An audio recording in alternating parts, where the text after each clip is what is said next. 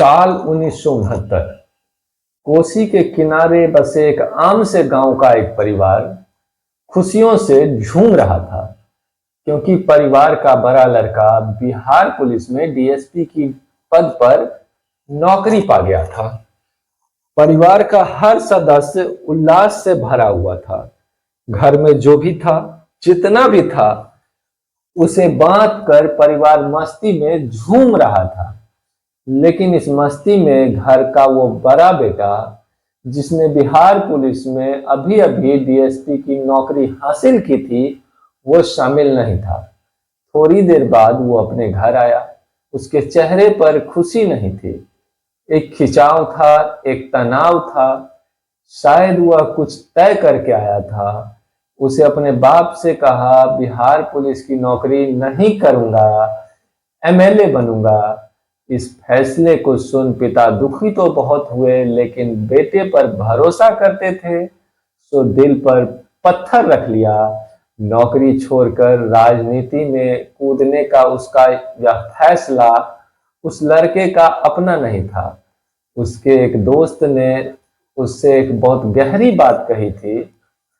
उसने कहा था, चुन लो कि तुम सरकार बनना चाहोगे या नौकर। जाहिर तौर पर लड़के ने कहा सरकार। तो फिर उसके दोस्त ने उससे कहा कि पुलिस की नौकरी छोड़ो और कूद पड़ो राजनीति के समर में।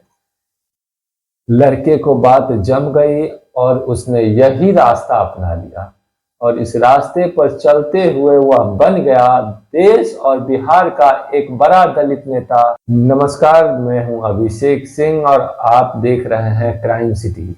इस वीडियो में आपको बिहार से निकले और देश भर में छा जाने वाले राजनेता स्वर्गीय रामविलास पासवान की कहानी सुना रहे हैं। जब तक मैं कहानी के सिरों को शुरू से पकड़ता हूं, तब तक आप इस वीडियो को शेयर कर दीजिए और इस चैनल को सब्सक्राइब कर लीजिए। आग्रह है, वीडियो में आखिरी तक बने रहिए। तो आज की कहानी शुरू होती है 5 जुलाई 1946, जगह कोसी और करेह नदी के बीच आबाद शहर बन्नी गांव से। बिहार की राजधानी पटना से करीब 160 किलोमीटर दूर स्थित इसी गांव के एक दलित परिवार में रामविलास पासवान का जन्म हुआ 5 जुलाई 1946 को। यह तारीख हम पहले भी बता चुके हैं। रामविलास पासवान जिस परिवार में पैदा हुए, उसमें वैसी गरीबी नहीं थी जो उस वक्त के ज्यादातर घरों में रही होगी। रामविलास पासवान के पिता जमुना दास के पास 3 बीघा जमीन थी। उन्होंने शुरू से ही यह तय कर लिया था कि उसके परिवार के सभी बच्चों को पढ़ना लिखना चाहिए,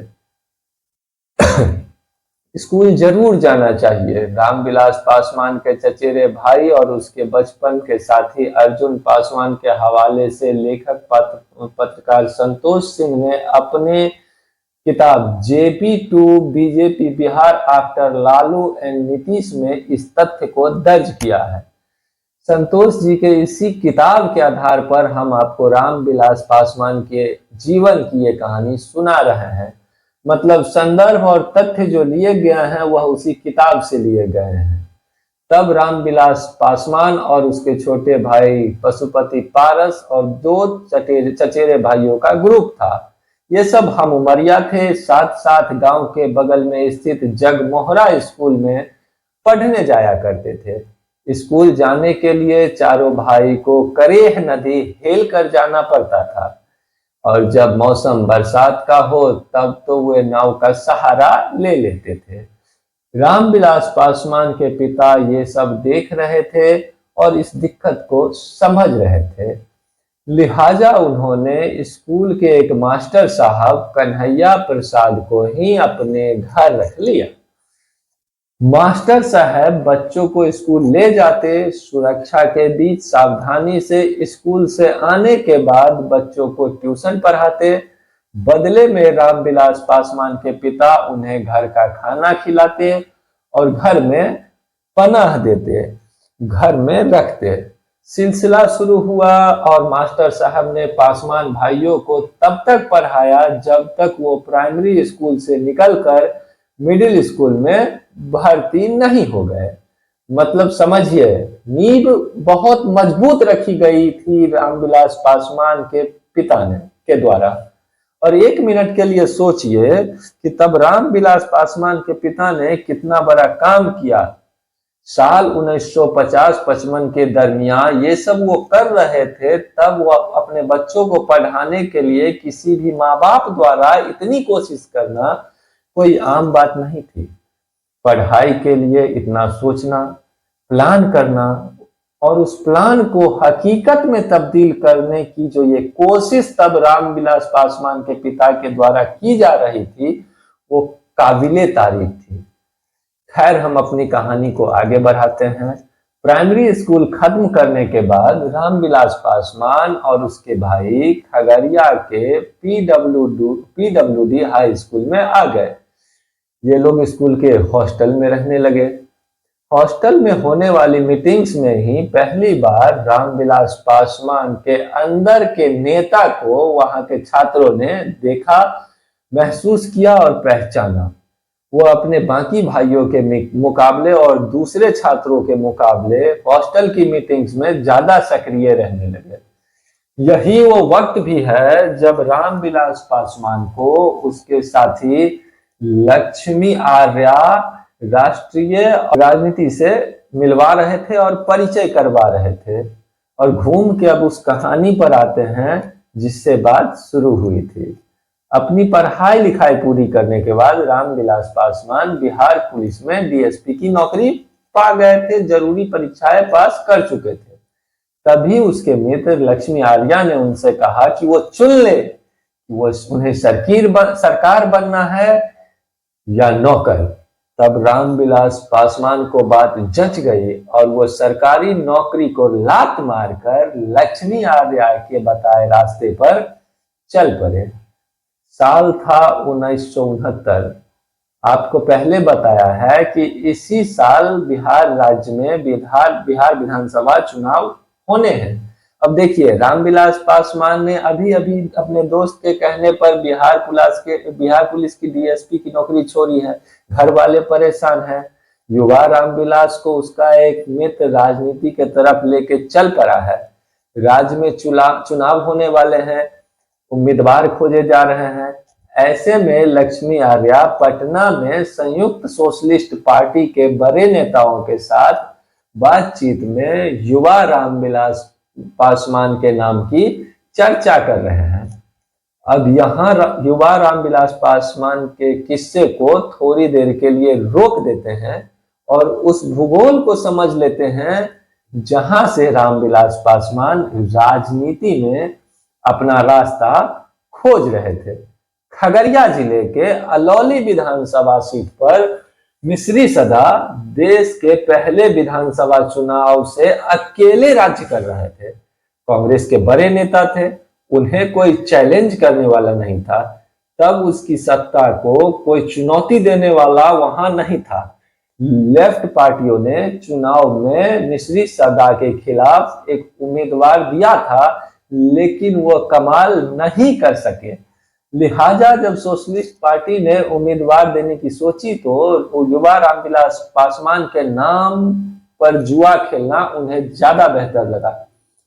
विधानसभा चुनाव में रामविलास पासवान मिश्री सदा के सामने उम्मीदवार बन गए। देखते ही देखते यहाँ एक दिलचस्प किस्सा भी है, वो सुनते जाइए। रामविलास पासवान को टिकट मिल चुका है, वो पैसेंजर ट्रेन में है। तभी उन्होंने देखा कि उसी डिब्बे में उनके प्रतिद्वंदी और अलौली विधानसभा के विधायक मिश्री सदा भी बैठे हैं और सफर कर रहे हैं। और उनके साथ कुछ लोग थे, उनसे बात कर रहे हैं कि मिश्री सदा क्या कह रहे हैं, हाँ एक लौंडा है जो इस बार मुझे मेरे ही इलाके में चैलेंज करने की हिमाकत कर रहा है। जाहिर तौर से वह रामविलास पासवान को नहीं पहचान रहे थे। रामविलास पासवान ने भी उनसे अपना परिचय नहीं करवाया था। किताबों में ऐसा दर्ज है कि रामविलास पासवान ने कोई लौंडा शब्द को दिल से लगा लिया और अपनी चुनाव प्रचार में लग गए। रामविलास पासवान के पहले विधानसभा चुनाव के प्रचार के कहानी भी बड़ी दिलचस्प है, ये भी जरा सुनते जाइए।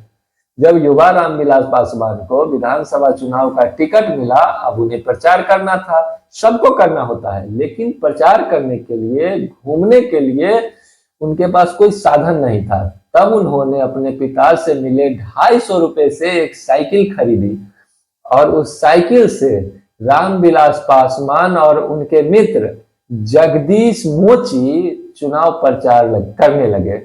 दोनों बारी बारी से साइकिल हाँकते, एक हाँकता तो दूसरा साइकिल के आगे डंडे पर बैठता। इस तरह से किए गए जो प्रचार की वजह से युवा रामविलास पासवान की चर्चा पूरे विधानसभा चुनाव में होने लगी। जाहिर सी बात है, लोगों की दिलचस्पी रही होगी। आज के वक्त में भी अगर कोई इस तरह से प्रचार करेगा तो हल्ला तो मचेगा ही। आज तो रील पर रील बन जाएंगे, पता नहीं कितने वीडियोज बन जाएंगे। खैर, तब रामविलास पासवान अपने पार्टी संयुक्त सोशलिस्ट पार्टी में उसकी कोई औकात नहीं थी। पार्टी की बड़े नेता कर्पूरी ठाकुर उन्हें जानते तक नहीं थे।